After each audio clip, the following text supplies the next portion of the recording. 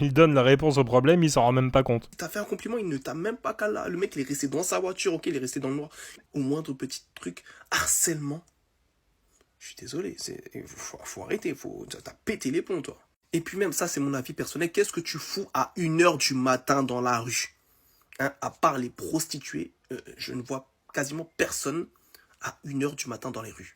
Remise dans le contexte. Cette femme s'est pris une vague de haine sur une vidéo parce qu'elle a répondu merci à un compliment dans la rue de manière assez condescendante. Et ensuite, pendant son live, elle a commencé à faire la meuf saoulée de ouais, vas-y, qu'est-ce que tu me casses la tête, tu vois. Et du coup, là, elle s'explique, et elle le fait très bien pour le coup, que c'est une question de contexte. Et effectivement, un mec dans sa voiture, dans le noir, il ouvre sa fenêtre, il te dit hey, mademoiselle, vous avez des beaux cheveux, il est 1 heure du matin. Ben ouais, t'es pas forcément rassuré en tant que femme, parce qu'on sait que ce monde est dangereux. Et cet énergumène là arrive à te dire dans la même phrase qu'elle exagère et qu'elle est complètement folle de réagir comme ça, et en même temps de dire qu'est-ce que tu fous à 1 heure du matin dans la rue, insinuant que dans la rue c'est dangereux la nuit et qu'il n'y a que des prostituées qui sont dans la rue à 1 heure du matin. Tu es toi-même en train de donner la réponse à son comportement. La nuit, c'est dangereux. Ce n'est pas rassurant pour une femme. Donc oui, même si le compliment partait d'une bonne intention, ça fait peur. Comment ton cerveau ne peut pas connecter à ce moment-là? Et je vois que dans les commentaires, ils sont en train de dire ouais, elle parle d'harcèlement. Non, elle a pas dit que c'était l'harcèlement ce qu'il a fait. Elle a dit que chaque